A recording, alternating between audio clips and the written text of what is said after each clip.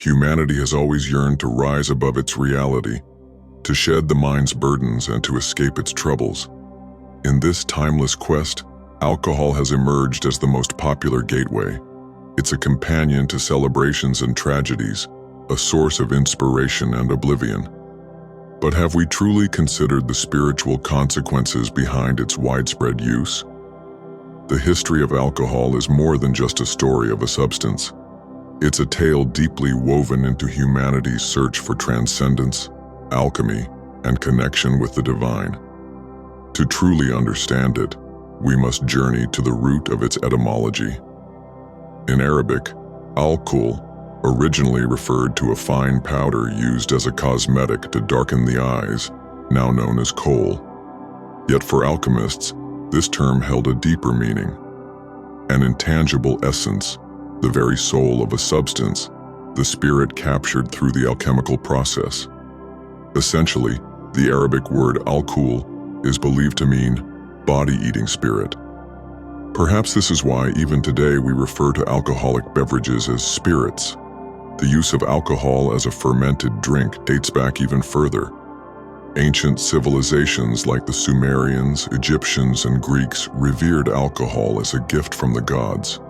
However, while celebrated as a link to the divine, it also carried warnings from the sages of antiquity. Wine, they believed, could reveal one's true self, but at the same time, it could obscure reason and open doors to dangerous influences. In Islamic tradition, the term al-kuhl evolved to denote alcohol extracted through distillation. Though alcoholic beverages were prohibited in Islam, Muslim alchemists, like Jabir ibn Hayyan, refined the distillation process, giving rise to alcohol as we know it today. Over centuries, this substance, once revered for its spiritual connection, has come to serve a completely opposite purpose. Alcohol is more than just a physical substance affecting the body and mind. It directly interacts with the human energy field, often called the aura. When we consume alcohol, it enters the physical body and alters chemical processes in the brain and liver. In the energy body, alcohol acts as a destabilizing agent. It creates tears in an individual's energy field, making them vulnerable to negative external influences. Rudolf Steiner, a founder of anthroposophy, argued that alcohol consumption weakens the spiritual self, allowing destructive forces to influence the psyche. This energetic opening can attract thought forms, astral larvae, or even entities that feed on the energy of addiction, known in Spiritism as obsessing spirits. These gaps in the aura are particularly dangerous because they weaken our connection to the higher self, that divine spark that guides and protects us. This is why many people report feeling emotionally unstable, spiritually disconnected, or mentally confused after consuming large amounts of alcohol. The impact on the chakras is equally significant. Alcohol tends to overstimulate the root chakra, associated with earthly pleasures and survival, while weakening the crown chakra, which connects our consciousness to the divine. This creates a dangerous imbalance. We seek immediate satisfaction in the material world while avoiding higher truths. Great spiritual masters have always warned about this. In the Yoga Sutras, Patanjali describes the importance of keeping the body and mind pure to access higher states of consciousness. Paramahansa Yogananda stated that alcohol obscures the light of the spirit, dimming the clarity needed for true spiritual realization. Even modern science shows these effects. Neuroscience studies reveal that alcohol reduces activity in the frontal lobes, the brain region associated with conscious decision-making and introspection. The energetic impacts of alcohol can also be observed in collective environments.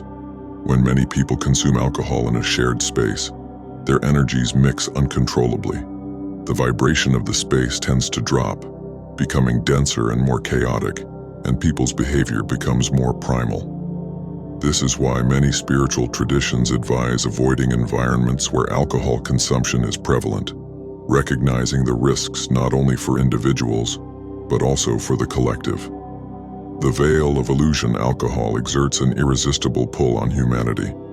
It has been celebrated in rituals, used as a medium for socialization, and sought as an escape.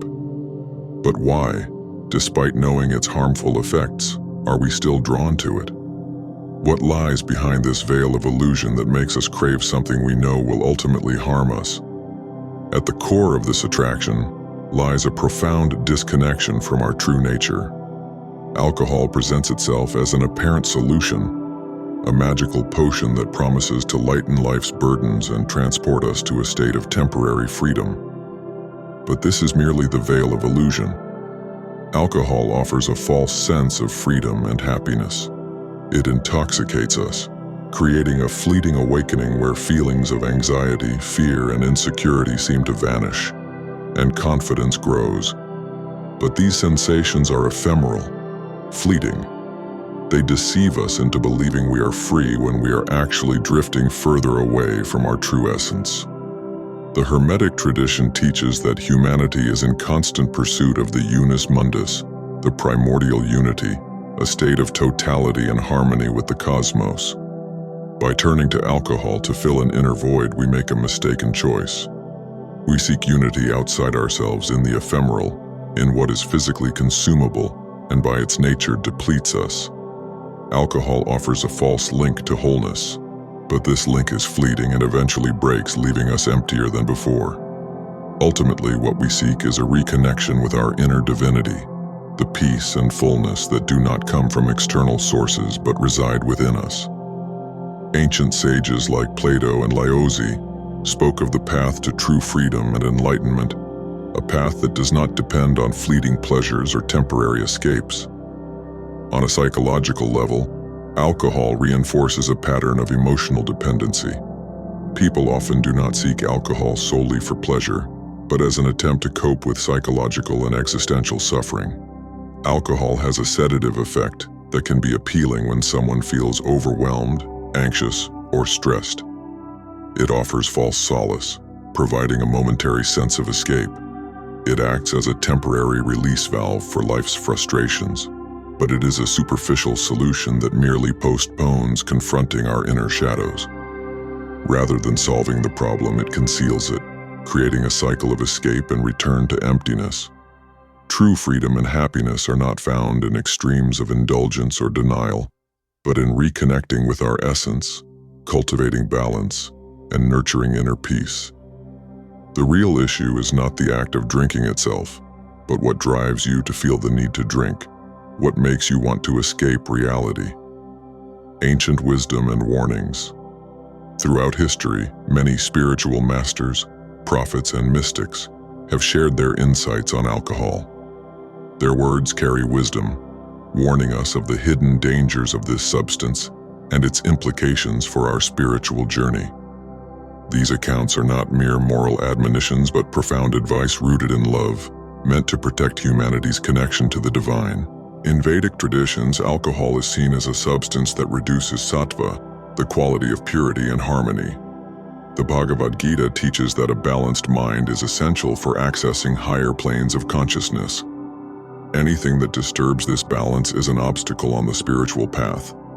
According to these traditions, consuming alcohol increases the qualities of rajas, restless passion, and tamas, darkness and ignorance, destabilizing the practitioner and weakening their capacity for meditation and introspection.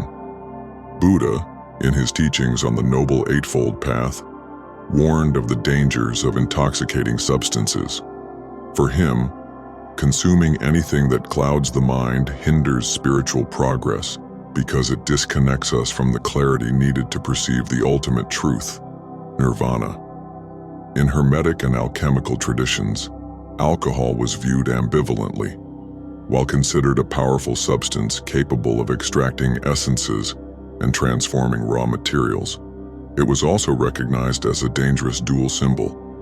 It represented both the possibility of illumination and the risk of being lost in the world of illusions. Alchemists warned that the reckless use of alcohol could lead to the degradation of the energy body, opening doors to negative influences on subtle planes. A fascinating account comes from Sufi traditions.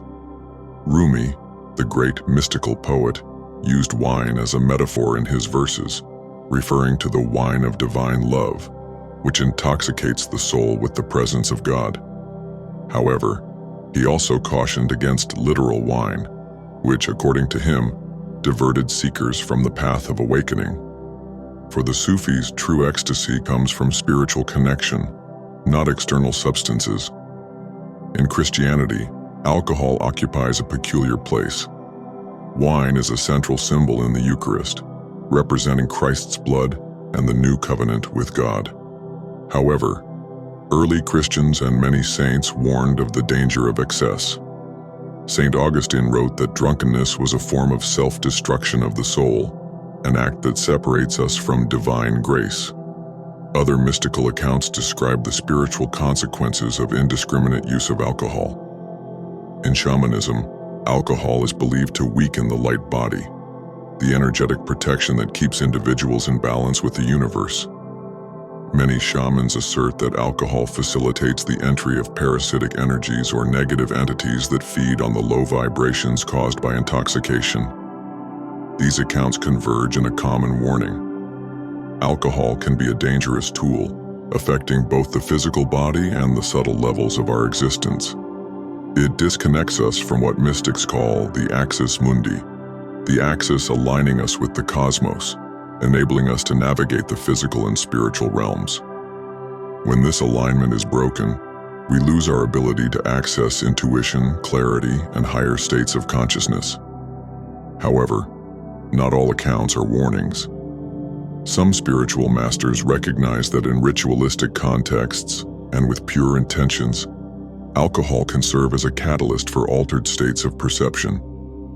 But they always emphasize that this must be done with extreme care, respect, and guidance, as the line between spiritual ecstasy and energetic degradation is very thin. Finally, let us remember the words of the Greek philosopher Socrates, who claimed that self-mastery is the key to a virtuous life. For him, the pursuit of balance was the foundation of all philosophical and spiritual practice. By indulging in alcohol uncontrollably, we abdicate this self-mastery, becoming vulnerable to forces that cloud our mind and soul. These accounts and warnings invite us to reflect. Does the alcohol we consume uplift us or pull us down? Does it connect us to the divine or merely create an illusion of freedom? By listening to the wisdom of the great masters, we can begin to see alcohol in a new light, as a symbol challenging us to seek true intoxication, that of the awakened soul, full of light and consciousness, the path to liberation. After exploring the origins of alcohol, its impact on the energetic body, the veil of illusion it creates, and the mystical accounts warning us of its dangers, we arrive at the most crucial point. How do we break free from this cycle? How can we transcend dependence, physical, emotional, or spiritual, and discover a new perspective, a life of clarity and connection with our essence without relying on any emotional crutches? Liberation begins with awareness. When we understand alcohol's impact on our body, mind, and spirit, something within us awakens. This awareness is the first spark of transformation, the starting point for real change. It's the moment we stop acting automatically, driven by conditioning or immediate pleasures, and begin questioning our choices. Why do we seek alcohol? What are we truly trying to fill? The answer to these questions often lies in our internal void, the sense of disconnection so many of us experience. Alcohol, like other forms of escapism, offers temporary relief but does not address the underlying cause. It's like a mask we wear during moments of difficulty, but one that eventually falls off, exposing our unresolved pains once more. To break this cycle, we must turn inward, where the real answers lie. Spiritual practice is a powerful path for this journey. Meditation, yoga, prayer, conscious breathing, and other techniques help restore balance to the body and mind. They strengthen the energetic field and reconnect us to our essence. As we cultivate inner silence, our emotional wounds naturally surface. And as these imbalances are neutralized, we begin to realize that the peace we sought externally has always been within us, waiting to be discovered. Many spiritual traditions offer specific practices for overcoming addiction. In Buddhism, for example, mindfulness teaches us to observe impulses and desires without acting on them. In Christianity, the concept of divine grace reminds us that we are not alone in this journey, that higher support is always available for those who sincerely seek it. Reconnecting with nature is also essential. Alcohol disrupts our natural harmony, and spending time outdoors in forests, mountains, or by the sea helps restore this lost connection. The Earth's energy is purifying and can help release toxins not only from the body but also from the mind and spirit. Another crucial step is practicing gratitude. Often, we turn to alcohol as a way to escape what we perceive as an unsatisfactory reality, but by cultivating gratitude for what we have, even in the small things, we start to see the beauty of the present moment. Gratitude connects us to life's abundance and dissolves the emptiness we often try to fill with external substances. I understand that things aren't as simple as they sound, but everything begins with intention. My message is to assure you that you are not a slave to anything. You are the master of your consciousness and do not need any substance to be happy and live a fulfilled life. Community is also vital. Walking the path of liberation doesn't have to be a solitary journey. Surrounding yourself with people who share similar values and goals can be transformative. Spiritual groups, meditation circles, or even conscious friends can offer support, inspiration, and encouragement during challenging times. Finally, we must cultivate forgiveness, especially self-forgiveness. Many people struggle with guilt or shame for their past choices involving alcohol. But as Rumi said, "The wound is the place where the light enters you." Our imperfections and mistakes are part of our journey, and it is through them that we learn and grow. Breaking free from the cycle of alcohol isn't just about abandoning a substance. It's about embracing a new way of living, a freer, more aligned way of being that reflects our true nature. Visualize this transformation as a tree reborn in spring. Even after the cold and dormancy of winter, life returns with vigor, filling the branches with leaves and fruit. So it is with our soul when we choose to free ourselves from the cycle. It is a rebirth, an opportunity to bloom again, stronger, more aware, and more connected to the divine essence within us. Alcohol may have been a shadow along our path, but shadows only exist because there is light. By choosing liberation, we choose to walk toward the light, toward our truth. The question remains, are you ready to take this step, to look beyond what the external world offers and discover the infinite source of peace, joy, and clarity that has always been within you?